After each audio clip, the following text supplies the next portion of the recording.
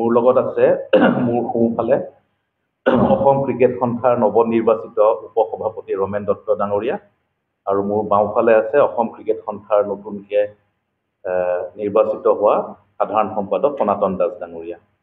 তো তেওঁলোক দুইজনকে লৈ মই আজি আপোনালোকৰ আগত উপস্থিত হৈছোঁ। আমাৰ বৰ বিশেষ কথা নাই, যিহেতু অসমে প্ৰথমবাৰৰ বাবে world cup ICC world cup ইয়াতে অনুষ্ঠিত কৰিছিলে আৰু প্ৰথম খেলখন আপোনালোকে সকলোৱে জানে যোৱা মাহত 30 তাৰিখে ছেপ্টেম্বৰ 30 তাৰিখে 13th ICC women's world cup 2025ৰ উদ্বোধনী খেলখনৰ পৰা আমাৰ ইয়াতে 4খন খেল ইতিমধ্যে অনুষ্ঠিত হৈ গ'ল। 4 তাৰিখে এখন হ'ল, 3 তাৰিখ 3 অক্টোবৰ, 7 অক্টোবৰ আৰু 10 অক্টোবৰ।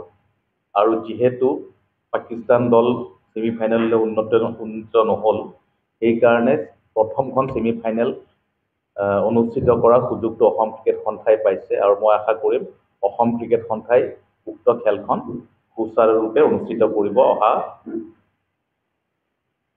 আমাৰ পৰৱৰ্তী তাৰিখটো হৈ গ'ল 29 তাৰিখে দিনৰ 3 বজাৰ পৰা। খেলখনত যি দুটা দল পাৰ্টিচিপেট কৰিব সেই দুটা দল হৈছে, এটা হ'ল সাউথ আফ্ৰিকা আৰু আনটো দল হ'ল ইংলেণ্ড।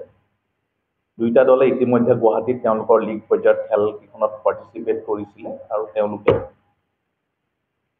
ছেকেণ্ড আৰু থাৰ্ড পজিশ্যন পাই পেলাই গুৱাহাটীত প্ৰথমখন ছেমিফাইনেল খেলাৰ সুবিধা পাইছে। খেলখনৰ ইতিমধ্যে টিকেটৰ খুব ভাল সঁহাৰি আমি পাই আছোঁ। বুক মাই শ্ব'ত টিকেটখিনি ইতিমধ্যে দৰ্শকৰ বাবে মুকলি কৰি দিয়া হৈছে আৰু আমি আশা কৰিম আজি আৰু কাইলৈ আৰু সঁহাৰি পাই পেলাই এখন খুব ভাল খেল পৰহিলে অনুষ্ঠিত হ'ব গুৱাহাটীত। আমাৰ ইয়াৰ বতৰো খুব ফৰকাল, অন্য জেগাত যদিও বৰষুণে বিধি পথালি দিছে। কলম্বত 3খন খেল হোৱা নাই, বম্বেটো জেগা চুৰুপীয়াকৈ বৰষুণ আহি আছে, যোৱাকালি খেলখন এবাণ্ডন হ'ল। সেই ফালৰ পৰা আমি অসমে এবাৰ ভাল পজিশ্যনত আছোঁ যে বতৰে অসমক দিগদাৰ কৰা নাই। আৰু আপোনালোকে জানি ভালেই পাব যে অসমৰ পৰা উমা চেত্ৰীয়ে যোৱাকালি ডেবিউ কৰিছে ৱৰ্ল্ড কাপত। তেখেতে অলৰেডি ইণ্ডিয়া ছিনিয়ৰ টীমত খেলিয়ে আছিলে কেইবাখনো মেটচ, কিন্তু ৱৰ্ল্ড কাপত অসমৰ ফালৰ পৰা তেখেতে প্ৰথমবাৰৰ কাৰণে আমাৰ ইয়াৰে খেলুৱৈ এজনে ভাৰতীয় দলত প্ৰতিনিধিত্ব কৰাৰ সুবিধা পালে।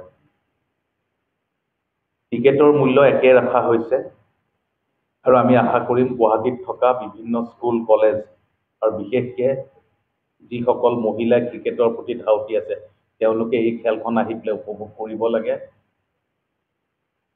যদি কোনোবাই বিশেষ কিবা সহায় বিচাৰে অসম ক্ৰিকেট সন্থাক আহি যদি এপ্লিকেশ্যন দিয়ে, কিছুমান বিশেষ চিটুৱেশ্যনত তেওঁলোকক আমি কমপ্লিমেণ্টাৰী টিকেট দিবলৈও সাজু আছোঁ। মই অসম ক্ৰিকেট সন্থাক অনুৰোধ কৰিছোঁ যাতে কোনোবাই যদি কমপ্লিমেণ্টাৰী টিকেট বিচাৰে তেতিয়াহ'লে তেওঁলোকে আহি অসম ক্ৰিকেট সন্থাৰ সাধাৰণ সম্পাদকক লগ ধৰি এখন দৰখাস্ত দি তেওঁলোকে যিকেইটা টিকেট বিচাৰে সেইখিনি যদি অহা কাইলৈ আবেলি 4টা বজাৰ ভিতৰত তেওঁলোকে আবেদন কৰে, তেওঁলোকক দিয়াৰ ব্যৱস্থা অসম ক্ৰিকেট সন্থাৰ তৰফৰ পৰা কৰি দিয়া হয়। বাকী যিখিনি আগৰ খেলকেইখনত যিটো আমাৰ ছিষ্টেম আছিলে, ছিকিউৰিটি ছিষ্টেমৰ পৰা ট্ৰেফিক মেনেজমেণ্ট সকলো একেই থাকিব। এই খেলখনৰ যথেষ্ট গুৰুত্বপূৰ্ণ, কাৰণ ছেমিফাইনেল খেলখন গুৱাহাটীত অনুষ্ঠিত হ'ব আৰু আগন্তুক নৱেম্বৰ মাহত গুৱাহাটীত টেষ্ট মেচ হ'বলৈ গৈ আছে। ত' এইটো এটা ড্ৰেছ ৰিহাৰ্চেলৰ নিচিনা হ'ব কাইলৈ পৰহি চ' ফাৰ এজ অৰ্গেনাইজিং পাৰ্টিজ কনচাৰ্ণ। ত' মই আশা কৰিম আপোনালোকৰ মিডিয়াৰ তৰফৰ পৰা অসমৰ ৰাইজে এই খেলখন সঁহাৰি জনাব লাগে। আপোনালোকৰ ফালৰ পৰাও আমাক সঁহাৰি জনাব, আৰু যদি কাৰোবাৰ কিবা উপদেশ থাকে আজি প্ৰেছ কনফাৰেন্সখনতো ক'ব পাৰে বা ভৱিষ্যতেও আগন্তুক দিনখনত আমাৰ অসম যাতে এটা খুব ভাল ক্ৰিকেটিং চেণ্টাৰ হৈ উঠে, তাৰ কাৰণে যদি আপোনালোকৰ ফালৰ পৰা কিবা পৰামৰ্শ থাকে আমাক জনাব পাৰে। বিশেষকৈ আৰু আজি ক'বলগীয়া নাই, যদি আপোনালোকৰ অসম ক্ৰিকেটৰ ওপৰত বা ভাৰতীয় ক্ৰিকেটৰ ওপৰত যি কিবা প্ৰশ্ন আছে সুধিব পাৰে। ফিজিকেল এডুকেশ্যন বিষয়ত ডিগ্ৰী পাঠ্যক্ৰমৰ কাৰণে অসম তথা উত্তৰ পূৰ্বাঞ্চলৰ প্ৰথমখন শিক্ষানুষ্ঠান অভিৰুচি ইনষ্টিটিউট অৱ ফিজিকেল এডুকেশ্যন। 2 বছৰীয়া ফিজিকেল এডুকেশ্যনৰ BPEd পাঠ্যক্ৰম আৰু 4 বছৰীয়া BPES পাঠ্যক্ৰমৰ বাবে নামভৰ্তি চলি আছে।